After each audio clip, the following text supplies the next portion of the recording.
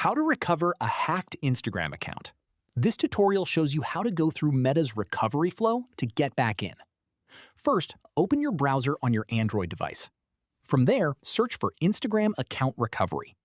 After that, tap on the first official link. At this point, this opens Meta's Help Center, which brings up Meta AI. Following this, tap Recover My Account. Give it a moment while it responds. From here, tap Hacked Instagram Account. At this stage, tap the instagram.com/hacked link. Following this, it'll ask if you want to open it in the app. From here, tap Open. At this stage, enter your username or email tied to the account. If that account was previously logged into on your device, it'll take you directly to a password reset page. Following this, follow the on-screen steps to set a new password and regain access. That's how you recover a hacked Instagram account. If this helped, drop a like, subscribe for more Android tutorials, and hit the bell so you don't miss the next one. Catch you then.